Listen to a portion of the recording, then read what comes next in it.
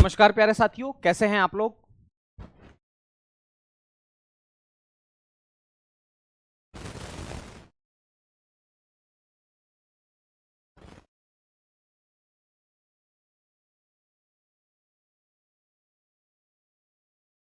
चलिए, नमस्कार प्यारे साथियों, कैसे हैं आप लोग। उम्मीद है शानदार, जिंदाबाद, जबरदस्त होंगे और बहुत ही बेहतरीन तरीके से अपनी तैयारी में लगे हैं। जल्दी से एक बार क्लास के साथ जुड़ जाएंगे ताकि आज की इस कक्षा को हम विधिवत रूप से शुरुआत कर सकें। आपको पता होगा आज हमारा जो टॉपिक है वो क्या होने वाला है। तो विकासात्मक बैंकों के बारे में हम लोग पढ़ेंगे और बैंकों का राष्ट्रीयकरण क्या क्या है ना, कब कब हुआ है, इसके बारे में हम लोग पढ़ेंगे। तो जय महाकाल सभी को, नमस्कार। तमाम साथी हमारे साथ जुड़ चुके हैं, आप सभी का बहुत बहुत स्वागत है इस कक्षा से जुड़ने के लिए, है ना। चलिए,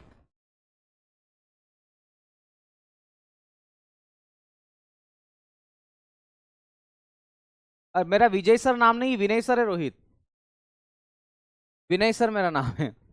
चलो, सबसे पहले मैं विकासात्मक बैंकों की बात करूंगा, बिना किसी देरी की हम लोग शुरुआत करते। कल मैंने बताया था विकासात्मक बैंकें कौन कौन सी है। एक बैंक का नाम है मेरे साथियों नाबार्ड। तो आइए हम बिना किसी देरी किए इन सब के बारे में पढ़ाई करते हैं। नाबार्ड, और नाबार्ड के बारे में अगर मैं चर्चा करूं कि नाबार्ड का क्या फुल फॉर्म है, तो याद रखना नाबार्ड का फुल फॉर्म क्या है, मैं आपको लिखवाता हूं। नाबार्ड का फुल फॉर्म लिखना, नेशनल, एन ए का मतलब होता है नेशनल, और बी का मतलब होता है बैंक। तो नेशनल बैंक फॉर एब्रीवेशन आपको लगाना है नेशनल बैंक फॉर एग्रीकल्चर। ए का मतलब क्या है, एग्रीकल्चर।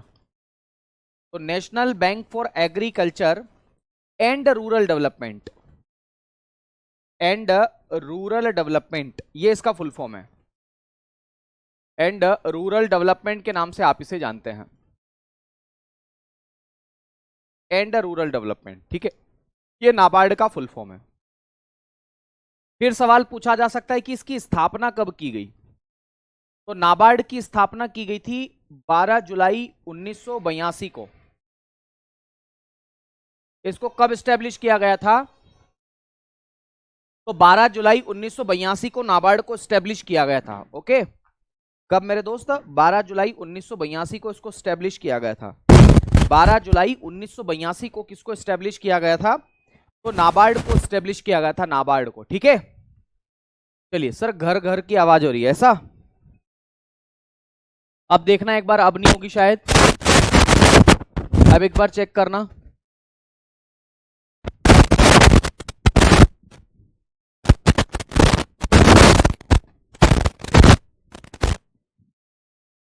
अब ठीक होगी, ठीक है ना। तो नाबार्ड का ये अंग्रेजी में मैंने बताया स्थापना, इसकी मुख्यालय लिखना, मुख्यालय,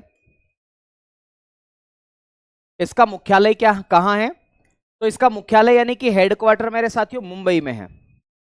इसका मुख्यालय कहां पर है, मुंबई में इसका मुख्यालय है, ये बात भी आपको याद रखना है, ठीक है। मुंबई में इसका क्या है, मुख्यालय। ये क्या काम करता है, इसका कार्य क्या है, इसका फंक्शंस क्या है। अगर आपसे सवाल पूछा जाए कि ये क्या काम करता है, तो इसका कार्य ना इसी में लिखा हुआ है। लिखो नेशनल बैंक, मतलब राष्ट्रीय बैंक है। ये किसके लिए, तो याद रखना है ये राष्ट्रीय बैंक के लिए है। अब हो रही है, अभी भी क्या बात कर दी यार, अभी भी इशू है क्या।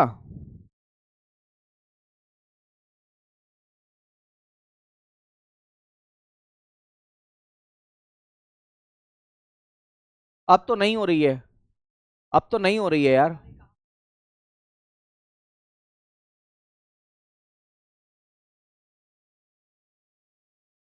ठीक है, ये क्या काम करता है, तो याद रखना यहां पर लिखा हुआ है नेशनल बैंक फॉर एग्रीकल्चर। ये कृषि क्षेत्र के लिए और ग्रामीण विकास के लिए वित्तीय सहायता उपलब्ध करवाता है। तो यहां पर लिखेंगे कृषि एवं ग्रामीण क्षेत्रों के लिए वित्तीय सहायता उपलब्ध करवाना। कृषि एवं ग्रामीण क्षेत्र यानी कि एग्रीकल्चर एंड रूरल डेवलपमेंट, है ना, ग्रामीण विकास के लिए वित्त उपलब्ध करवाना, के लिए वित्त उपलब्ध करवाना, वित्त उपलब्ध करवाना। उपलब्ध कराना, ये इसका जिम्मेदारी है। इसके अलावा नाबार्ड ना आरआरबी जो है, क्षेत्रीय ग्रामीण बैंक, आरआरबी बोलते हैं, रीजनल रूरल बैंक, ठीक है, इसका ये नियंत्रण भी करता है या विनियमन भी बोलते हैं। तो आरआरबी का विनियमन, रेगुलेशन बोलते हैं इसको अंग्रेजी में, तो ये आरआरबी का विनियमन करता है। विनियमन का मतलब होता है रेगुलेशन। तो रेगुलेशन ऑफ आरआरबीज आप इसे कह सकते हैं, क्षेत्रीय ग्रामीण बैंक के नाम से आप इसे जानते हैं, है ना, रेगुलेशंस ऑफ आरआरबी के नाम से आप इसे जानते हैं। तो ये भी काम करता है मेरे साथियों। क्या करता है ये? तो मेरे दोस्त ये काम करता है, ठीक है। आ गई बात समझ में? बहुत बढ़िया, शानदार। अब तो आवाज में कोई इश्यू नहीं है, बिल्कुल, है ना, क्या बात है। तो याद रखना, एक IRDF नाम की एक संस्था है ना, RIDF, मैं भी फुल फॉर्म लिखवाता हूं। इसका ये क्या करता है? प्रबंधन करता है, या फिर नियंत्रण भी आप इसे कह सकते हैं, है ना। तो इसका प्रबंधन यही करता है, रूरल इंफ्रास्ट्रक्चर डेवलपमेंट फंड आप इसे कहते हैं। तो IRDF का प्रबंधन, इसका मैनेजमेंट ये करता है, ठीक है। अब सवाल ये पूछा जा सकता है कि RIDF का फुल फॉर्म क्या है? तो रूरल, क्या बोलेंगे मेरे साथियों इसको? रूरल। R का मतलब क्या होता है? रूरल। और I का मतलब क्या होता है? यहां पर मैंने अभी आपको बताया कि I का मतलब होता है इंफ्रास्ट्रक्चर, है ना। तो rural infrastructure, rural infrastructure development fund, वही ग्रामीण क्षेत्रों के विकास के लिए इसने RIDF की स्थापना की थी। फंड के नाम से आप इसे जानते हैं। इसका क्या करता है ये? तो मेरे साथियों RIDF जो है मेरे साथियों, इसका ये क्या करता है? इसका प्रबंधन करता है। प्रबंधन का मतलब समझते हो? मैनेजमेंट आप इसे कह देते हैं। तो इसका प्रबंधन ये करता है। और अगर सवाल पूछा जाए कि RIDF की स्थापना कब की गई, तो 1995-96 में RIDF की स्थापना की गई। आ गई बात समझ में? ये भी आपको यहां पर नोट डाउन कर लेना चाहिए। तो एक कार्य तो मैंने आपको ये बता दिया। इसके अलावा और क्या क्या काम है? तो याद रखना है, ये वित्तीय समावेशन को बढ़ावा देता है। वित्तीय समावेशन, फाइनेंशियल इंक्लूजन, ठीक है। वित्तीय समावेशन, इसको हम लोग अंग्रेजी में बोलते हैं फाइनेंशियल इंक्लूजन। अब ये चीज क्या है? तो मैंने आरबीआई वाले टॉपिक में इसको अच्छे से बताई है ना। इसको बोलते हैं फाइनेंशियल इंक्लूजन, के नाम से आप इसे जानते हैं। तो वित्तीय समावेशन को क्या करता है? ये बढ़ावा देता है। ये ऊपर एरो है, इसका मतलब क्या है? कि बढ़ावा देना, प्रमोट करना। फाइनेंशियल इंक्लूजन को प्रमोट करना, इसका मतलब है वंचित वर्गों को भी बैंकिंग गतिविधियों से जोड़ना, महिलाओं को बैंकिंग गतिविधियों से जोड़ना, युवाओं को बैंकिंग गतिविधियों से जोड़ना, इन सबको बैंकिंग गतिविधियों से जोड़ना।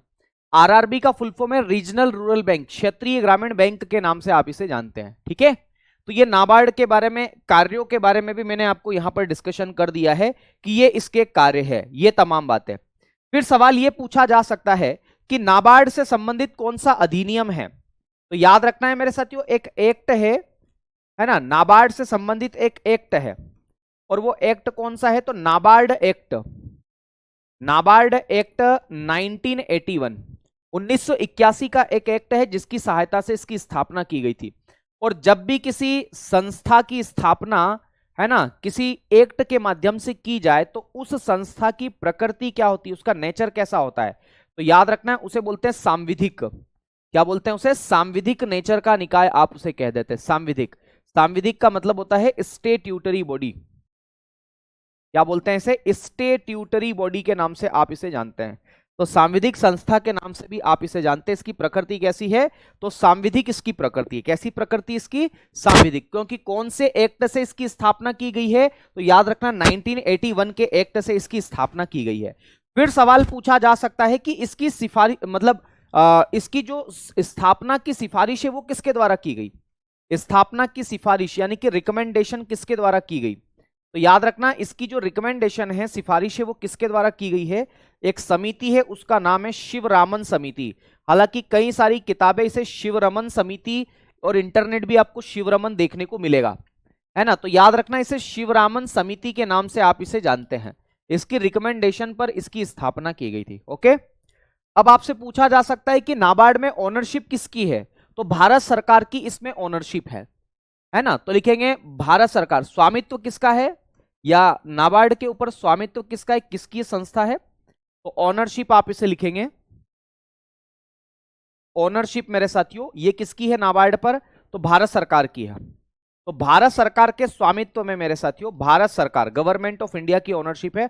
100% ओनरशिप भारत सरकार की है। आ गई बात समझ में? ये नाबार्ड के बारे में इतनी सारी बातें मैंने आपको बता दी है। खैर मैं आपको ये भी बता देता हूं मेरे साथियों कि ये जो नाबार्ड नाम की संस्था है ना, ये जो नाबार्ड नाम की संस्था है मेरे साथियों, ये मेरे दोस्त कौन कौन सी स्कीम लेकर के आई है ना? तो याद रखना है इसके द्वारा कौन कौन से प्लेटफॉर्म्स की मतलब स्थापना की गई है, क्या क्या कुछ खास बात है।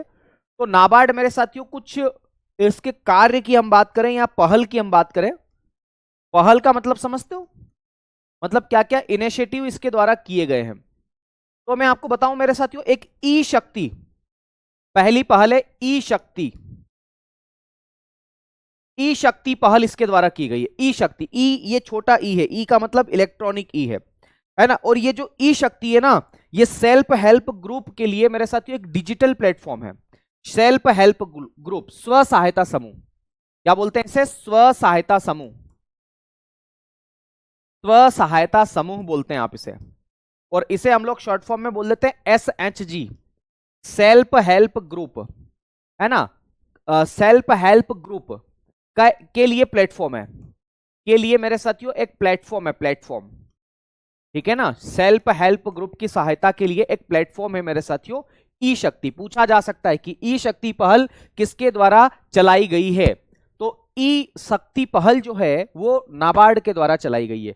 इसके अलावा मेरे साथियों दूसरी पहल की मैं बात करूं तो ये मेरे दोस्त है ना, मैं आपको इसके बताऊं, ट्राइफेड के साथ इसका सहयोग है। TRIFED,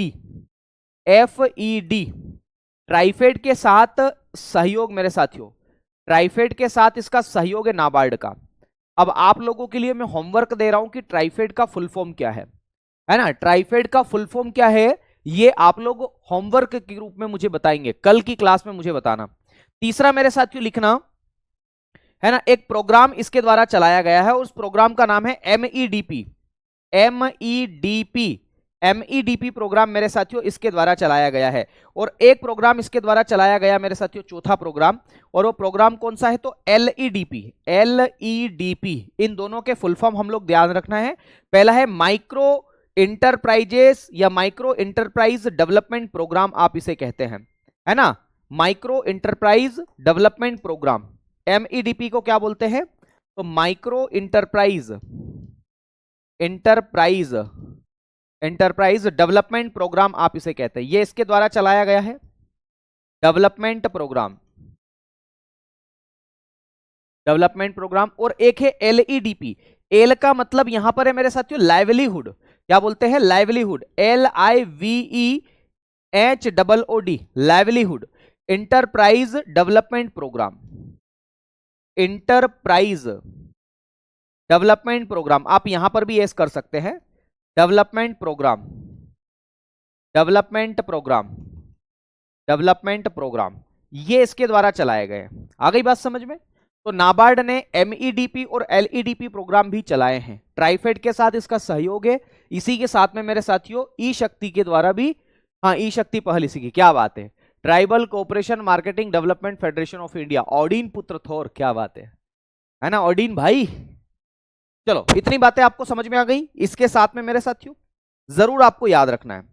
अब देखो मैं आपको बताता हूं, नाबार्ड ने इंफ्रास्ट्रक्चर बॉन्ड भी शुरू किए थे। पांचवा आप इसी के साथ लिख ले, ये भी इसकी पहल है मेरे साथियों, करंट अफेयर से जुड़े हुए तथ्य थे। 2024 में नाबार्ड ने 10,000 करोड़ रुपए के इंफ्रास्ट्रक्चर फंड जारी किए थे मेरे साथियों। तो अगला लिखेंगे 2024 में नाबार्ड ने, है ना, थोड़ा सा नोट बना करके लिख लें या अगला लिख लें। नाबार्ड ने 2024 में, नाबार्ड ने लिखना है यार, ने 2024 में 10,000 रुपए, 10,000 रुपए, है ना, 10,000 रुपए ध्यान रखना है। ये करोड़, ये किस में राशि है? करोड़ में है। तो 10,000 करोड़ रुपए की जगह आप क्या लिखेंगे? करोड़, हालांकि ये मुद्रा में ही है। के इंफ्रास्ट्रक्चर फंड जारी किए थे, के इंफ्रास्ट्रक्चर फंड जारी किए थे, फंड जारी किए थे, है ना? पूछा जा सकता है कितने फंड इसने जारी किए थे, कितने पैसों के फंड इसने जारी किए थे। तो इंफ्रास्ट्रक्चर फंड 10,000 करोड़ रुपए के जारी किए थे, ये बात भी आपको याद रखना है, ठीक है? बहुत बढ़िया, क्या बात है, बहुत बढ़िया। चलिए, अब मैं आपको एक बात बताता हूं, नाबार्ड ना 2032 में इसकी 50वीं वर्षगांठ बनाने वाला है। तो नाबार्ड 2025 में इसकी 50वीं वर्षगांठ, सॉरी 2032 बोल रहा हूं मैं, नाबार्ड 2032 में 50वीं वर्षगांठ मनाने वाला है। 50वीं वर्षगांठ, एनिवर्सरी मनाने वाला है। और इसके लिए ये एक चीज रेडी कर रहा है, एक चीज रेडी कर रहा है ये, है ना। अंजलि मेरी बहना, मेरी प्यारी बहना, मेरी देवी जी, बिल्कुल कर सकते हो आप। ग्रुप डी का एग्जाम कब है ये मुझे नहीं पता, अभी कोई डेट वेट नहीं आई है मेरे दोस्त, है ना मेरी बहना। एक ही कमेंट लगातार बना के बैठी हो बेटा, ऐसे कैसे काम चलेगा। तो नाबार्ड 2032 में 50वीं वर्षगांठ मनाने वाला है, मनाने वाला है। और याद रखना इसके लिए एक डॉक्यूमेंट रेडी कर रहा है ये। और इस डॉक्यूमेंट का नाम क्या है, तो याद रखना इस डॉक्यूमेंट का नाम है विजन। एक डॉक्यूमेंट ये रेडी कर रहा है और उस डॉक्यूमेंट का नाम है विजन, डॉक्यूमेंट रेडी कर रहा है। और ये डॉक्यूमेंट जो है इसका शीर्षक क्या है, तो विजन, विजन 2032। सवाल कभी पूछा जाए कि विजन 2032 किसके द्वारा तैयार किया गया है या किसके द्वारा तैयार किया जा रहा है, तो नाबार्ड के द्वारा किया जा रहा है। ठीक है,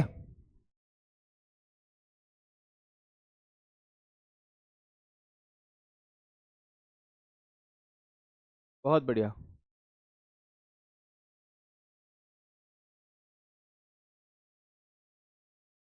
ये करेंगे, अभी तैयार हो रहा है। ठीक है, बहुत बढ़िया।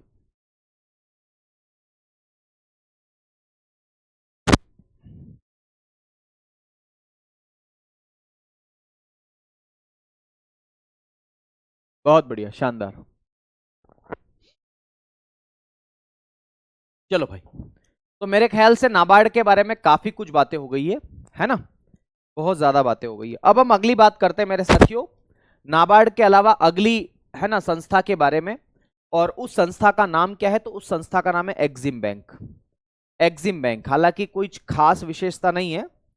एग्जिम बैंक के बारे में हम बातचीत करते हैं। देखो एग्जिम का फुल फॉर्म क्या है, तो एग्जिम का फुल फॉर्म है export and import bank. Export and import bank, export and import bank of India. तो भारत की आयात निर्यात बैंक के नाम से आप इसे जानते हैं। ये क्या करती है, इसका क्या कार्य है, ये क्या करती, इसके क्या फंक्शंस है, तो मेरे साथियों ये क्या काम करती है, तो ये विदेशी व्यापार को बढ़ावा देती है। क्या करती है, ये विदेशी व्यापार को बढ़ावा देती है।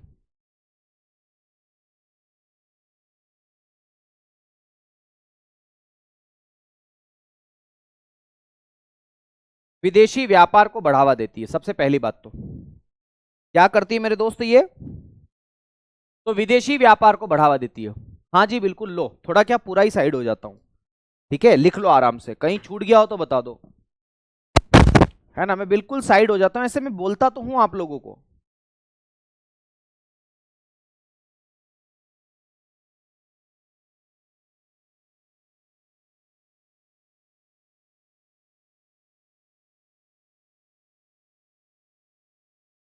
ओके, लिख लिया अब।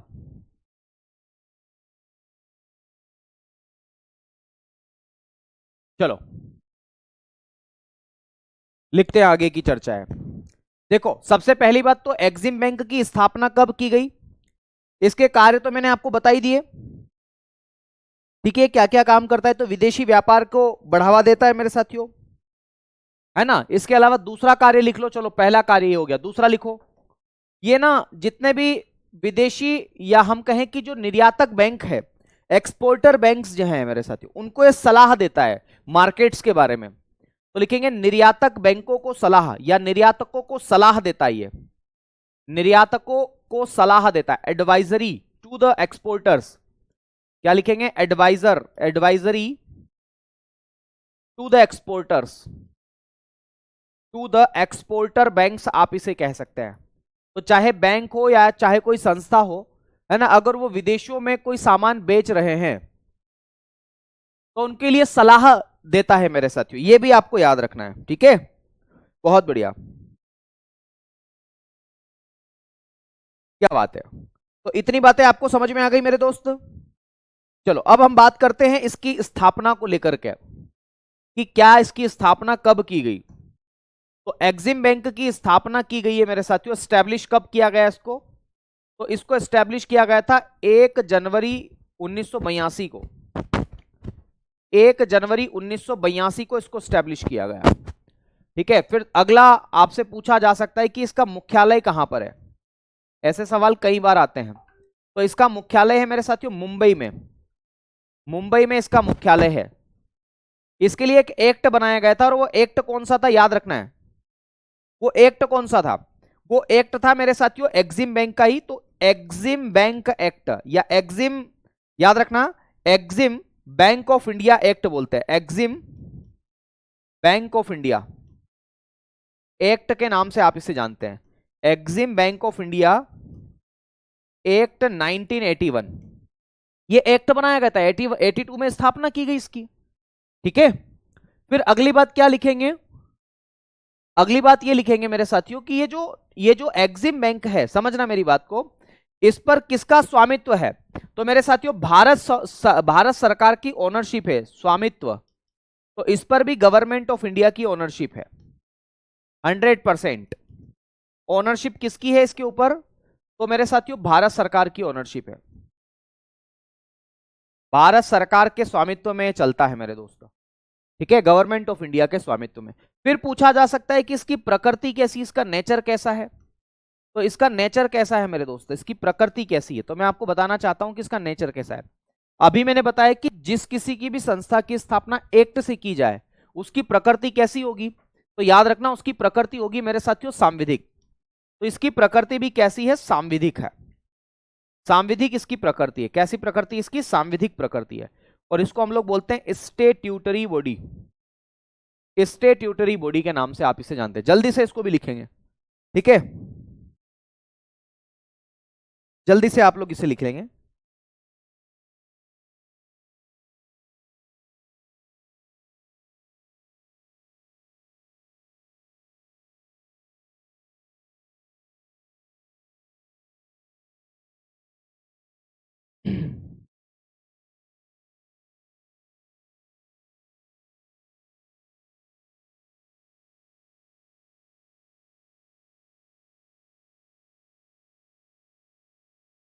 ठीक है ना? इससे ज्यादा स्लो और क्या पढ़ाऊंगा ये बताओ। सांविधिक मतलब भाई चेक करना, ये रफ्तार में चल रही है। 1 मिनट, है ना, 1 मिनट दोस्त।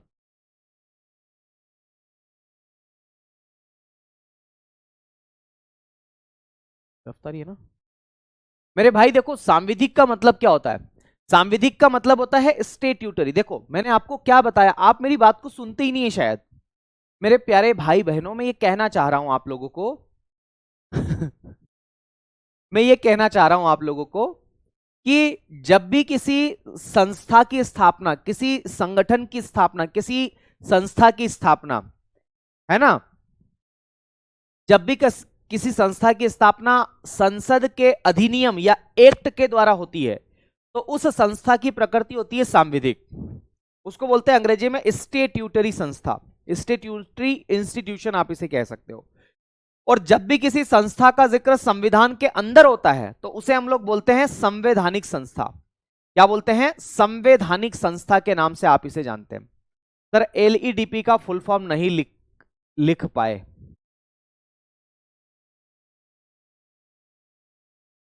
लाइवलीहुड इंटरप्राइजेस डेवलपमेंट प्रोग्राम, ठीक है, ये लाइवलीहुड है, लाइवहुड मैंने कर दिया है, लाइवलीहुड है, लाइवलीहुड।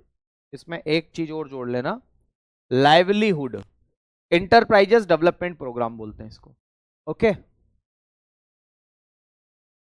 मैं फास्ट चल रहा हूं क्या? ऐसा लग रहा है आप लोगों को? हाँ, तेज पढ़ाते हो? कोई बात नहीं, मैं स्लो कर देता हूं, शायद हो सकता है तेज हो गया हो। तेज क्यों हो रहा है पर, कोई बात नहीं। अगला लिखेंगे सिडबी। सिडबी के बारे में, चलो भाई सिडबी, SIDBI, सिडबी। अच्छा, सिडबी के बारे में क्या जानकारी रखना है? ऐसे तो ना सवाल आपकी परीक्षा में मुख्यालय से ही आ जाते हैं, और पर फिर भी लिखो। सिडबी का फुल फॉर्म होता है small industries, small industries development, small industries development bank of India. Bank of India के नाम से आप इसे जानते हैं। तो small industries development bank of India क्या काम करती है? पहले ये लिखो, इसकी स्थापना कब की गई? इसकी स्थापना, इसको कब स्टैब्लिश किया गया? तो 2 अप्रैल 1990 को इसको स्टैब्लिश किया गया। कई बार सवाल आया हुआ है ये। 2 अप्रैल 1990 को इसको स्टैब्लिश किया गया। मुख्यालय कहां है इसका? मुख्यालय, तो इसका मुख्यालय है लखनऊ में। हेडक्वार्टर कहां पर है इसका? लखनऊ में, लखनऊ। ठीक है, चलो भाई जल्दी से लिखो इसको, इसके बारे में।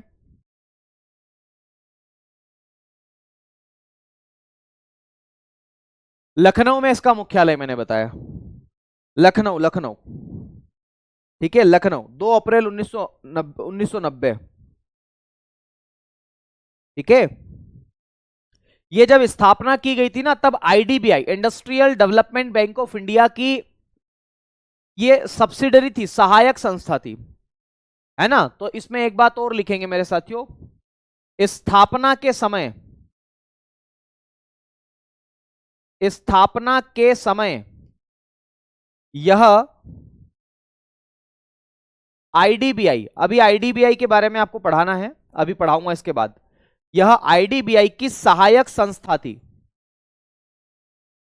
IDBI की सहायक संस्था थी, सब्सिडरी इंस्टीट्यूशन आप इसे कह सकते हैं, जो सहायता करे, है ना, सहायक संस्था थी, सहायक संस्था थी। इसको कब स्वतंत्र किया गया IDBI से? तो याद रखना है, इसको IDBI से स्वतंत्र किया गया था 27 मार्च सन 2000 को। तो लिखेंगे 27 मार्च सन 2000 को स्वतंत्र संस्था बनी, स्वतंत्र संस्था बनी, स्वतंत्र संस्था बनी। कब बनी है? तो 27 मार्च सन 2000 को यह स्वतंत्र संस्था बनी थी। यह बात आपको याद रखना है। ओके, चलिए बढ़े, आगे बढ़े।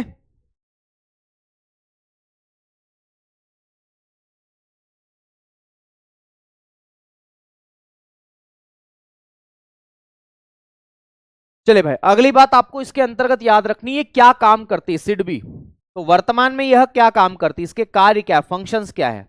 इनके प्रमुख मैंने किसी के भी नहीं लिखवाए, है ना, तो वो आप लोगों को मैं आखिरी में मेरे साथियों सूचना दे दूंगा, है ना, PDF के माध्यम से। करंट अफेयर्स का मुद्दा रहता है, बदलते रहते हैं, तो जब हमारा सिलेबस कंप्लीट हो जाएगा उसके बाद में मैं करंट इकोनॉमी की जो क्लासेस कंडक्ट करूंगा उसमें वो सारी चीजें मैं आपको बता दूंगा। ठीक है, फिर ये क्या काम करती, तो स्मॉल इंडस्ट्रीज, लघु उद्योगों को ये फाइनेंस प्रोवाइड करती है ना। तो क्या लिखेंगे?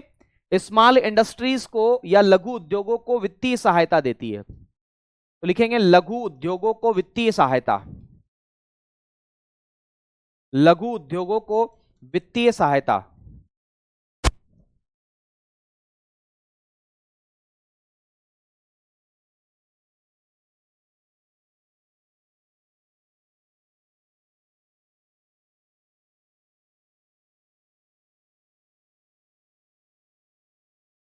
तो याद रखना, ये लघु उद्योगों को वित्तीय सहायता, स्मॉल इंडस्ट्रीज को क्या करती है? फाइनेंशियल सर्विसेज प्रोवाइड करती है।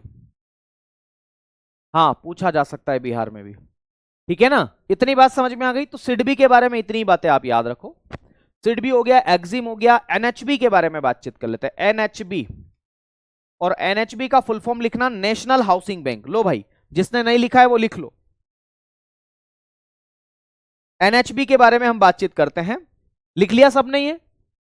ठीक है ना, चलो भाई अगला लिखेंगे NHB, लिखेंगे नेशनल हाउसिंग बैंक, राष्ट्रीय आवास बैंक बोलते हैं इसको हिंदी में। नेशनल हाउसिंग बैंक के नाम से आप लोग जानते हैं इसे, नेशनल हाउसिंग बैंक, है ना। हिंदी विंदी चक्कर मत पड़ो बेटा, अंग्रेजी में ही आएंगे ये सब। एग्जाम में फुल फॉर्म और मुख्यालय ही तो आती है। चलो, एनएचबी की स्थापना कब की गई, इसको कब स्टेब्लिश किया गया, तो याद रखना 9 जुलाई 1988 को स्टेब्लिश किया गया। 9 जुलाई 1988 को इसको स्टेब्लिश किया गया। एनएचबी, नेशनल हाउसिंग बैंक, है ना, क्या बोलते हैं इसे, नेशनल हाउसिंग बैंक के नाम से आप इसे जानते हैं, ठीक है। और इसमें लिखेंगे इसका मुख्यालय कहां पर है, हेडक्वार्टर, तो इसका मुख्यालय है मेरे दोस्त नई दिल्ली में। हेडक्वार्टर इसका कहां पर है, नई दिल्ली में। दरअसल ये संस्था पहले भारत सरकार के पूर्ण स्वामित्व में थी, पर 2019 में, अगर मैं ठीक ठाक याद कर पा रहा हूं मेरे साथियों, तो 2019 में इस संस्था को आरबीआई ने गोद ले लिया। गोद का मतलब समझते हैं, मतलब अपने स्वामित्व में रख लिया। गोद लेना मत लिख लेना आप, ओनरशिप, स्वामित्व लिखेंगे, स्वामित्व, स्वामित्व। तो याद रखना पहले भारत सरकार के पास में था, अब भारत सरकार से 2019 से मेरे साथियों आरबीआई ने लिया, तो 2019 से आरबीआई के पास, ऐसा लिखो केवल। 2019 से इसके पास किसके पास में इसकी ओनरशिप है, आरबीआई के पास में है। क्या काम करती है ये क्या काम करती है, कार्य इसके लिखो, फंक्शंस, फंक्शंस की हम चर्चा करते हैं, क्या काम करती है। तो ये क्या काम करती है, तो ये राष्ट्रीय आवास बैंक है, तो देश के अंदर आवासीय सुविधा उपलब्ध करवाती है ना। तो लिखेंगे देश के अंदर आवासीय सुविधा उपलब्ध करवाना, देश के अंदर आवासीय सुविधा, रेसिडेंशियल सर्विसेज, लोगों को घर प्रदान करना, देश के अंदर आवासीय सुविधा प्रदान करना, सुविधा प्रदान करना,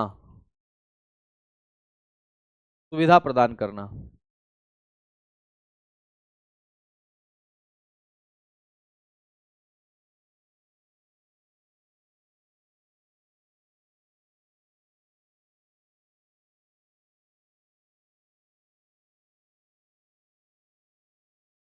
देश के अंदर आवासीय सुविधाएं उपलब्ध करवाती है। क्या सुविधा उपलब्ध कराती है, आवासीय, लोगों के रहने वहने की जगह।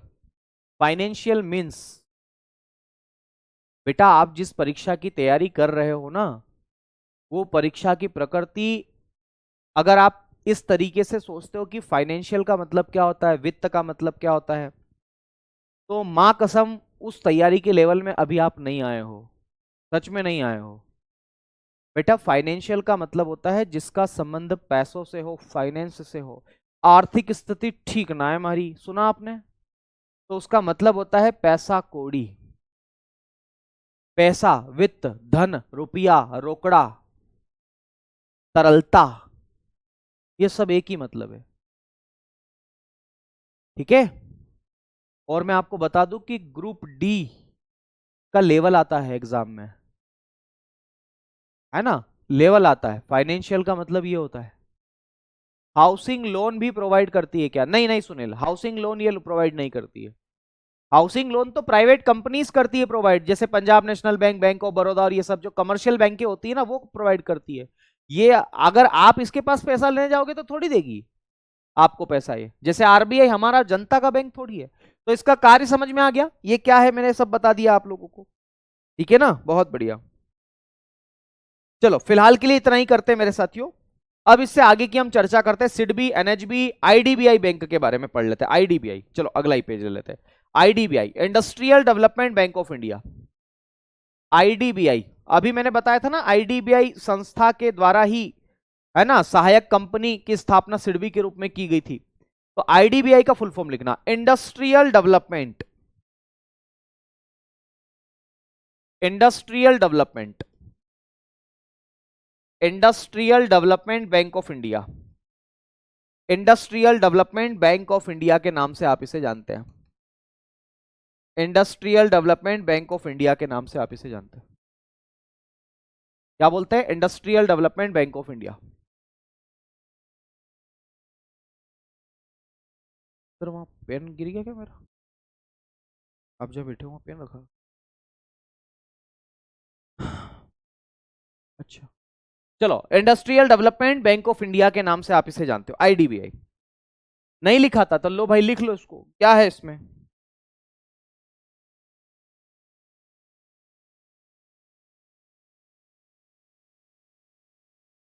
अगर आपसे यह पूछा जाए कि आईडीबीआई की स्थापना कब की गई,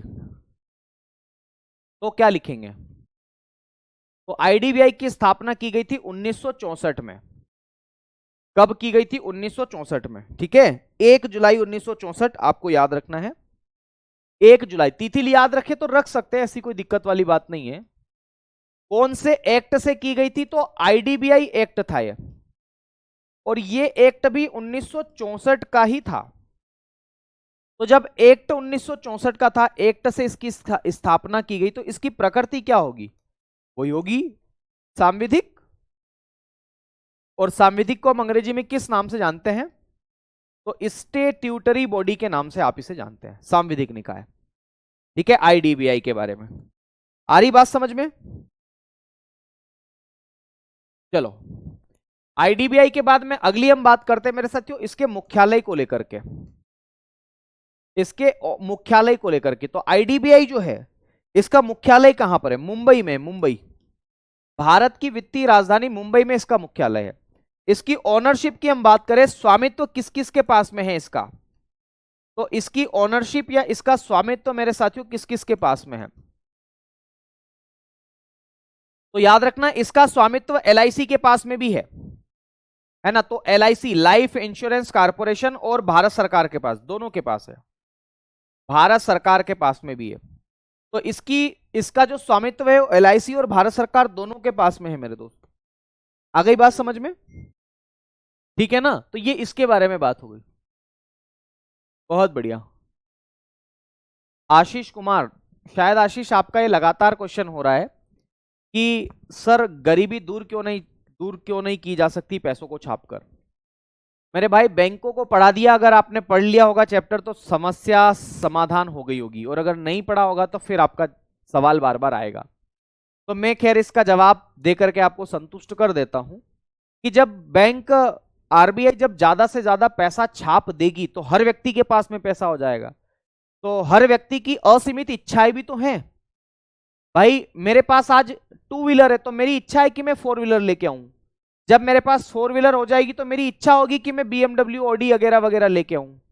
जब मेरी इच्छा बीएमडब्ल्यू, ऑडी से भी पूरी हो जाएगी तो मैं चाहूंगा हेलीकॉप्टर लेके आऊं। अब खुद का एक विमान होना चाहिए, कहीं उज्जैन से दिल्ली के लिए भ्रमण करना हो तो 2-1 घंटे में पहुंच जाए राहुल सर हम दोनों बैठ के, है ना। तो ये इच्छा होगी।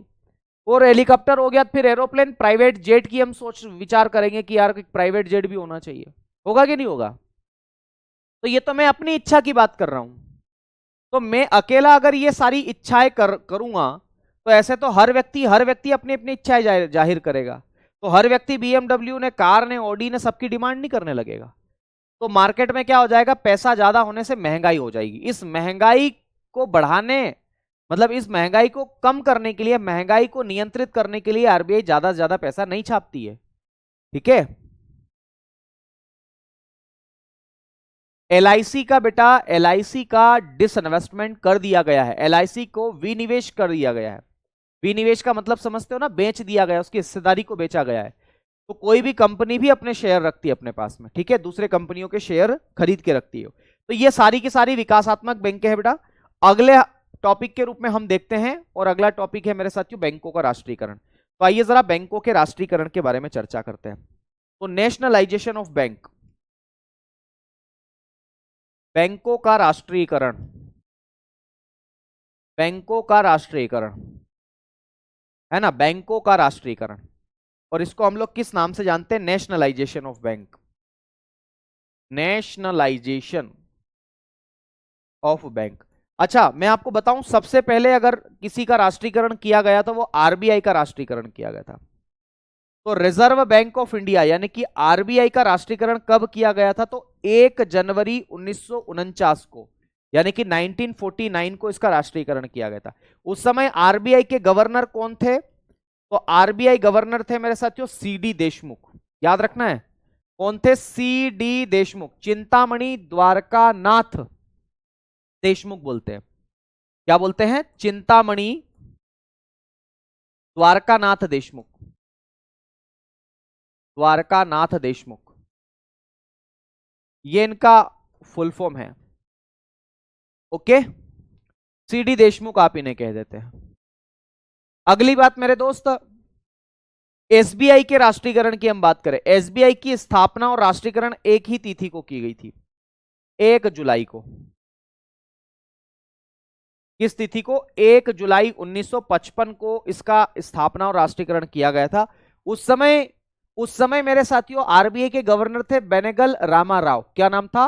बेनेगल रामाराव, है ना? तो लिखेंगे बेनेगल रामाराव, बेनेगल रामाराव उनका नाम था। ठीक है। फिर मेरे साथियों याद रखना है आप लोगों को, व्यापारिक बैंकों के राष्ट्रीयकरण को 2 चरणों में देखा जाता है, मुख्य रूप से 2 चरणों में, बाकी अलग अलग समय पर नेशनलाइजेशन अलग अलग किया है ना? तो व्यापारिक बैंकों का राष्ट्रीयकरण, व्यापारिक बैंकों का राष्ट्रीयकरण जो है वो 2 चरणों में किया गया। कितने चरणों में किया गया? 2 चरण में। चरण को हम लोग बोलते हैं अंग्रेजी में फेज। तो 2 चरणों में ये पूरा किया गया। इसका जो पहला चरण था, पहला चरण वो था मेरे साथियों 19 जुलाई 1969 को, है ना? 19 जुलाई 1969 को। और इस समय आरबीआई के गवर्नर थे एल के झा। मैं बात करूंगा इसके बारे में। फिर लिखेंगे दूसरा चरण, सेकेंड फेज इसका जो था, उसमें मेरे साथियों 15 अप्रैल 1980 को, 15 अप्रैल 1980 को मेरे साथियों कुछ बैंकों का राष्ट्रीयकरण किया गया था। और इस समय आईजी पटेल आरबीआई के गवर्नर थे। ठीक है, बिल्कुल एमटीएस हो जाएगा। आइए जरा हम इन दोनों चरणों के बारे में चर्चाएं कर लेते हैं। सबसे पहले हेडिंग डालता हूं प्रथम चरण के बारे में। फर्स्ट फेज, प्रथम चरण, फर्स्ट फेज, फर्स्ट फेज के बारे में हम चर्चा करें। तिथि आपको याद रखना है, क्या तिथि है? 19 जुलाई 1969। देखो यहां भी नो, यहां भी नो। ठीक है भाई, एमटीएस भी कवर हो जाएगा। राहुल सर यार एक पर्चे पे लिख दो, मैं सर पे चिपका लेता हूं कि इससे सारी एग्जाम्स कवर हो जाएगी। मैं बता बता के थक गया हूं मेरे भाई, मैं बता बता के थक गया हूं। अब मैं यहां लिखवा लूं कुछ कि हाँ एग्जाम कवर हो जाएगी? इतनी बार कमेंट करने से क्या होगा ये बताओ? आप इस एग्जाम की तैयारी कर रहे हो तो एक ही नाव में बैठो ना यार, अलग अलग नाव में क्यों बैठ रहे हो ये बताओ? क्या होगा मेरे भाई इससे? दोनों नाव में एक एक पांव है बेटा, है ना? दोनों नाव में एक एक पांव रखोगे तो डूब जाओगे। ठीक है, और मैं बोल रहा हूं कि हो जाएगा, हो जाएगा,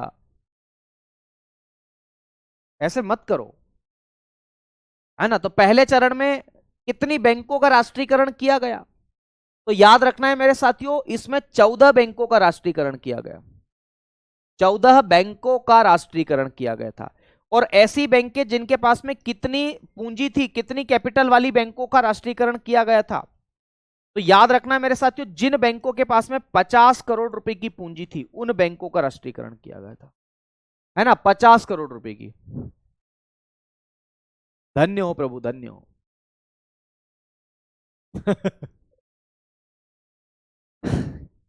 यार ऐसे प्रश्न करके तुम क्या साबित करना चाह रहे हो?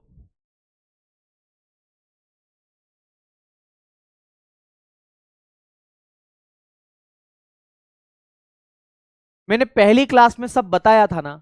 मेरी पहली क्लास ओपन करके देखना, मैंने आपको बोला था कि कभी ये मत पूछना क्लास में कि क्लास कब खत्म होगी, कभी ये मत पूछना सिलेबस कब खत्म होगा, कभी ये मत पूछना कि सर इससे ये एग्जाम वो एग्जाम कवर हो जाएगी। मैंने पूरी चर्चा पहली क्लास में यही की थी इन बिंदुओं पर, और मेरे को कैसे पढ़ाना है, कैसे पढ़ना है वो सब बताया था। यार ऐसा मत करो, कभी भी मन हो गया तो चलो लिख के आज क्लास में आ जाते हैं, मन हो गया विनय सर क्लास ले रहे, लाइव चल रही, चलो चल चल चलते हैं। ऐसे करोगे तो मेरा नुकसान थोड़ी है, मैं तो पढ़ा के निकल जाऊंगा।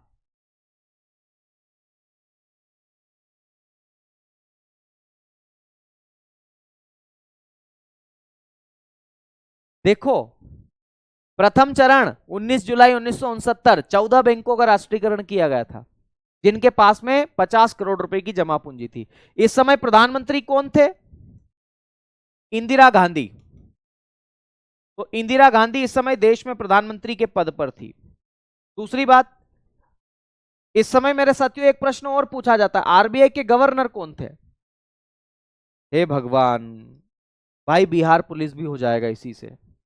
आरबीआई गवर्नर और उनका नाम क्या था? LK झा, लक्ष्मीकांत झा। LK झा मेरे साथियों RBI के गवर्नर थे। कितनी बैंकों का राष्ट्रीयकरण किया गया था? 14। तो अब हमें 14 बैंकों के बारे में पढ़ना है कि वो 14 बैंक कौन कौन सी है। ठीक है, दूसरी बात, चलो मैं 14 बैंकों को बाद में बताऊंगा, अभी पहले दूसरा चरण मैं आपको बताता हूं। दूसरा चरण लिखो, दूसरा चरण, दूसरा चरण, सेकेंड फेज, सेकेंड फेज। और दूसरा चरण जो था वो 15 अप्रैल 1980 को था। तो 15 अप्रैल 1980 को दूसरा चरण था मेरे साथियों। और इसमें कितनी बैंकों का राष्ट्रीयकरण किया गया था? तो 6 बैंकों का राष्ट्रीयकरण किया गया था। 6 बैंकों का राष्ट्रीयकरण किया गया था। जिनके पास में जमा पूंजी कितनी थी? तो जिन बैंकों के पास में 200 करोड़ रुपए की जमा पूंजी थी, 200 करोड़ रुपए, उनका राष्ट्रीयकरण किया गया था, है ना।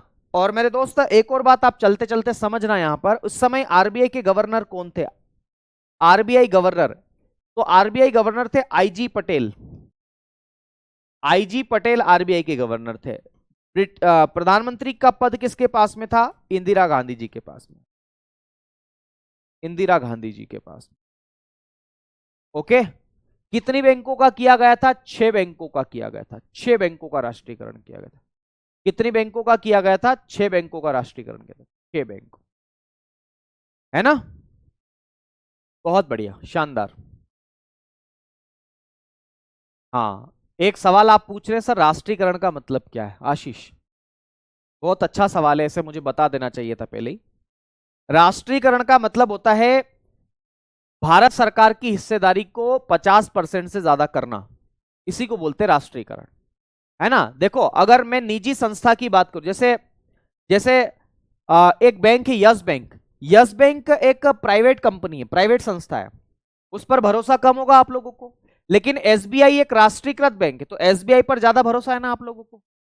एसबीआई पर ज्यादा भरोसा है क्योंकि पैसा डूबेगा नहीं, आपको भरोसा ज्यादा रहेगा। तो राष्ट्रीयकरण करने का फायदा यह होता है कि आपका भरोसा उसके ऊपर बढ़ जाता है। आ रही बात समझ में? भरोसा बढ़ जाता है, इसी को अब ध्यान रखना है। अब देखो मेरे दोस्त, मेरी एग्जाम है आज बीएड की, तो मैं इतना ही करूंगा। बाकी 14 बैंक और 6 बैंक कल आपको कराऊंगा, और इसके आगे की कल की कहानी हम लोग कल पढ़ेंगे।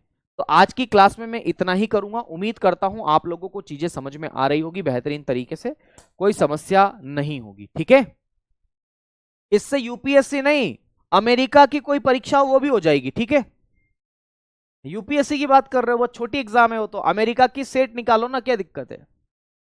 ठीक है, पर यार ऐसे सवाल करके अच्छा नहीं लगता, आप ऐसे सवाल करते हो ना, पर कोई बात नहीं, ऐसे सवाल करना है तो करो, कोई इश्यू नहीं है ना, पर अच्छे से पढ़ो। ठीक है, चलो, कोई दिक्कत यहां तक किसी को नहीं होना चाहिए मेरे ख्याल से।